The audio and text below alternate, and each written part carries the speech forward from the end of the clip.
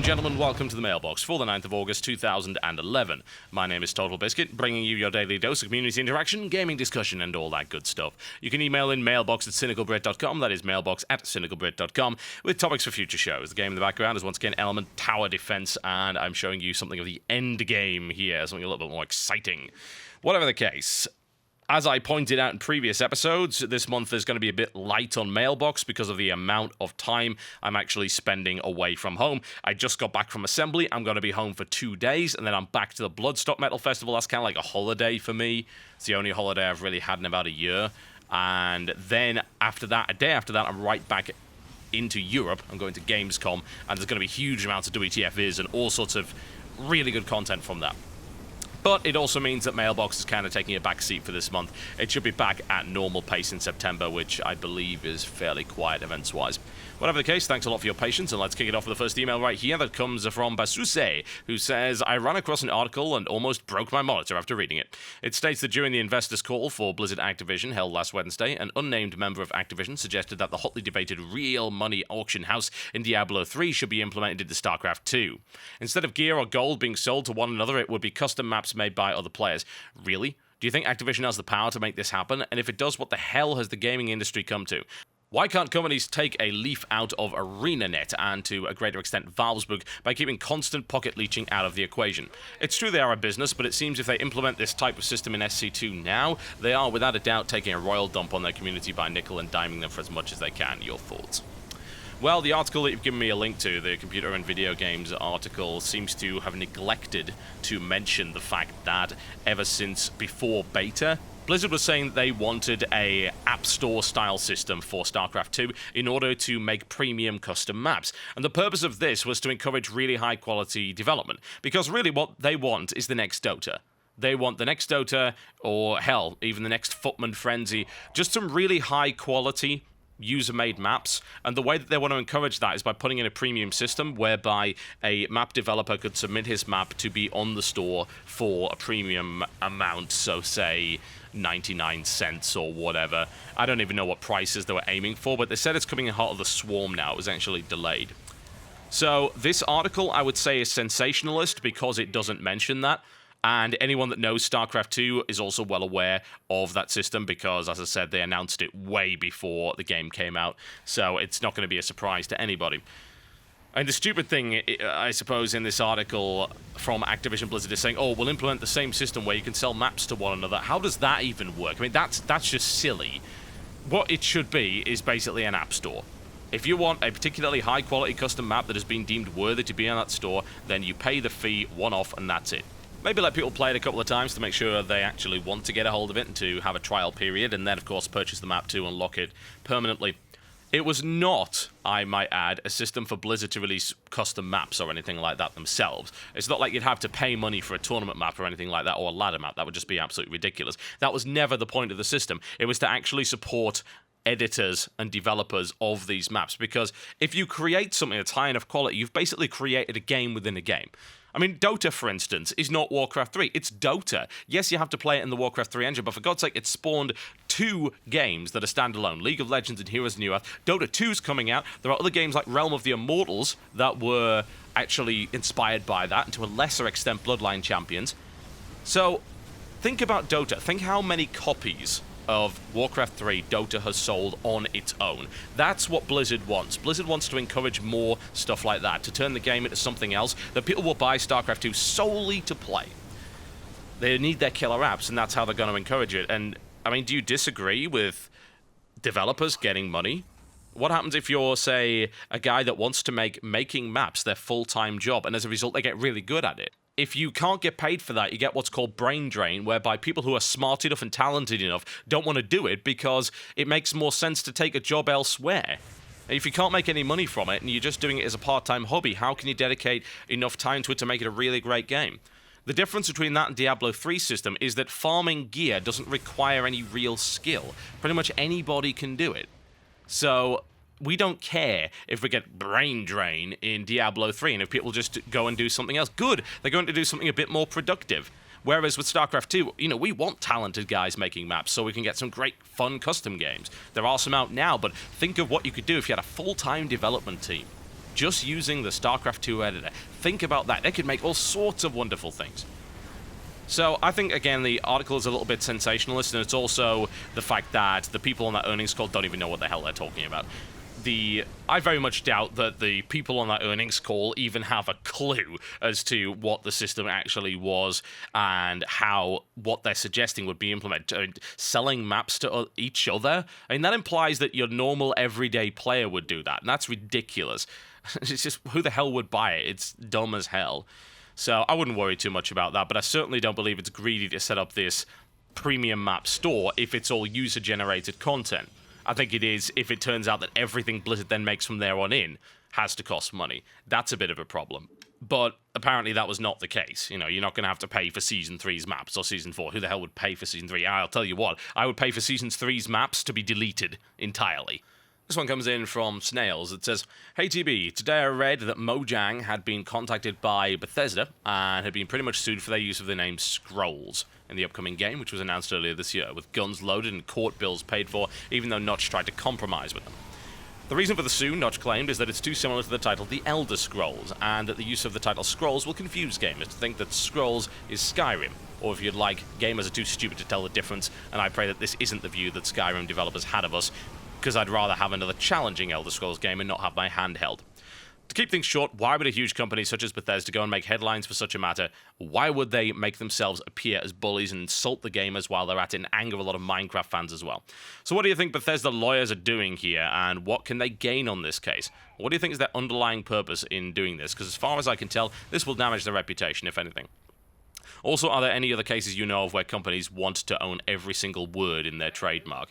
Well, I do know of one, actually. It goes back to the story of Tim Langdell, who, if I recall correctly, used to be in a company called Softtech, and then he created Edge Games, took the IP for the old games from Softtech. Bear in mind, Softtech was around in 1980. They made games in like 1985 and 1987. Hell, they made a Garfield game. Nobody, of course, remembers that. And then they made nothing else. And all he did was he founded a company called Edge Games, and he then tried to use that trademark to sue everyone who even had the word Edge involved in their name. He tried to sue EA. I kid you not, EA for Mirror's Edge. He also sued Future Publishing, because of course they own Edge Magazine. Also an iPhone game by the name of Edge. I think that was Moby Games who actually came up with that one. Now, of course, they lost eventually. And by they, I mean Edge Games, which is pretty much just one guy. And yeah, he's pretty much a goddamn disaster in that regard. He is a giant troll, but he's doing it for money. Sad, sad state of affairs.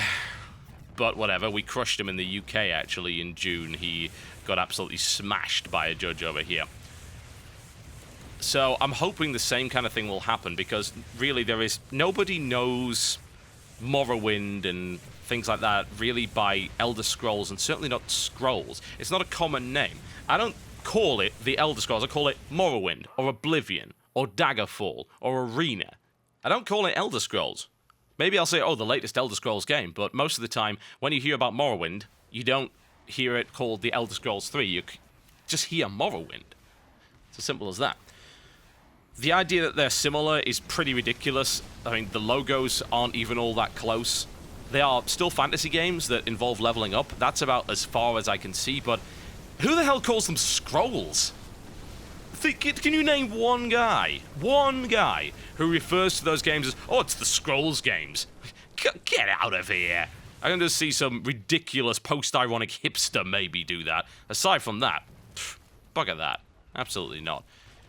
So it's really annoying they're doing this. It's actually not Bethesda directly, it's ZeniMax. The thing is, Bethesda set up ZeniMax to handle all of that stuff anyway, so one way or the other it is kind of Bethesda, and going after an indie developer is pretty scummy, even though it's the most successful indie developer in the world. That's still pretty damn scummy, and I'm hoping that Bethesda loses hard on this one. I really do. As to why they did it, I'm pretty sure this was not a decision taken by the developers at all. I have a feeling this was the business wing of ZeniMax, and as a direct result, the developers are probably facepalming right now. The thing is, they don't really have much control of what the business wing does. It's really as simple as that.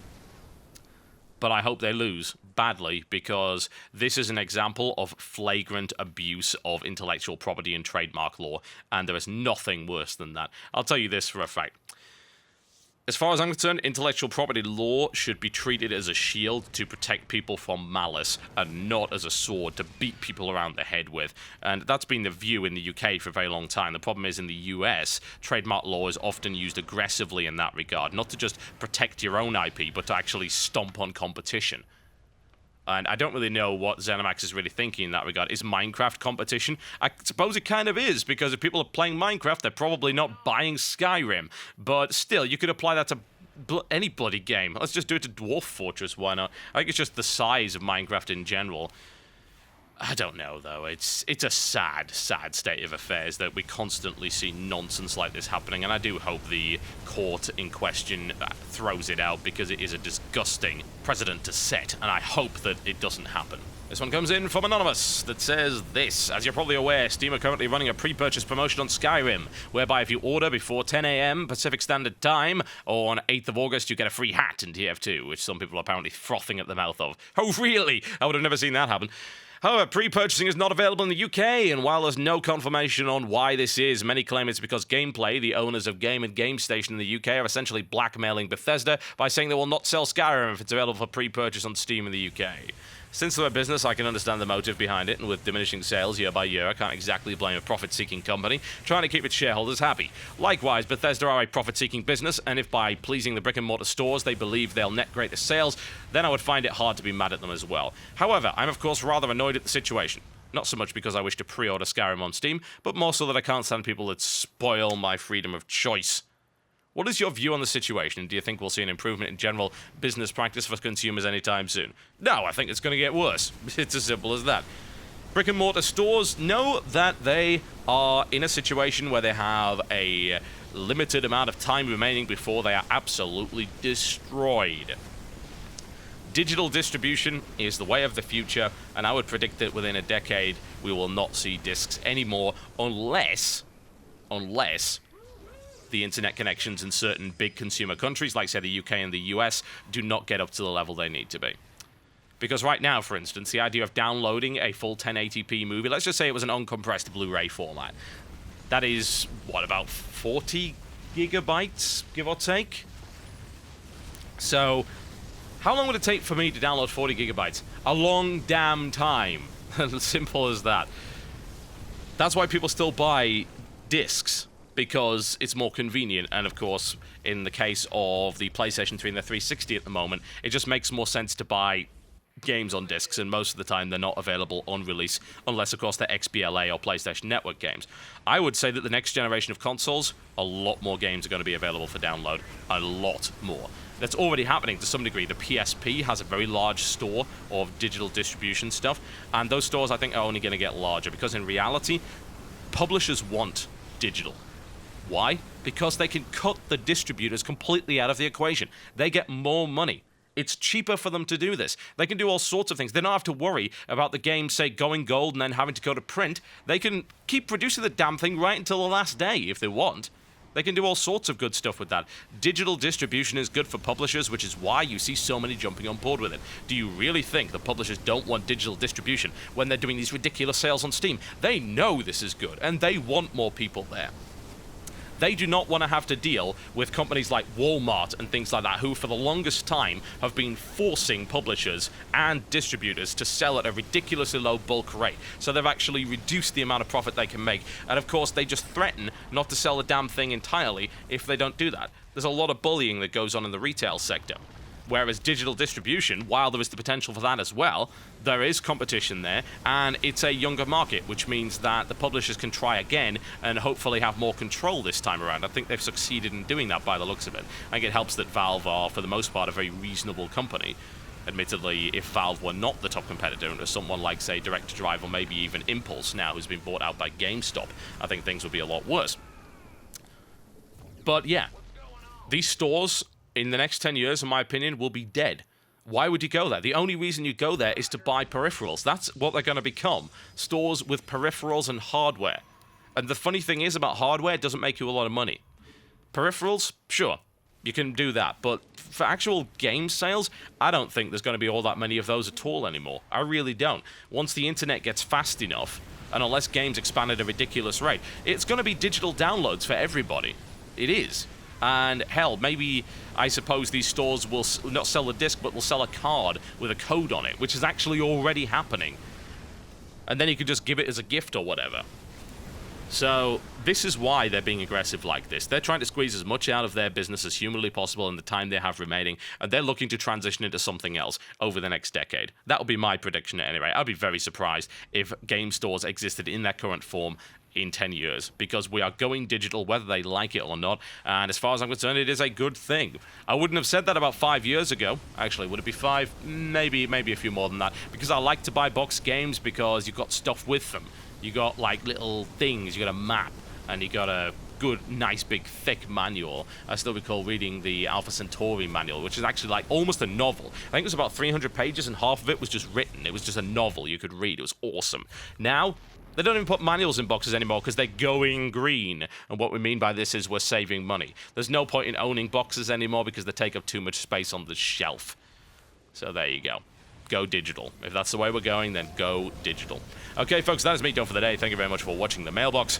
There'll be one more Mailbox tomorrow, that's Wednesday, and then I'm off to the Bloodstock Metal Festival, which will be Thursday, Friday, Saturday, Sunday. I am coming back on Monday, so there'll probably be one then too, and then I am traveling to Cologne for Gamescom on the Tuesday.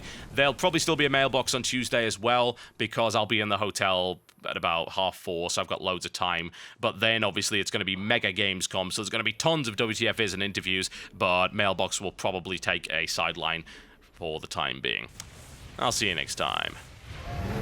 Big job, huh?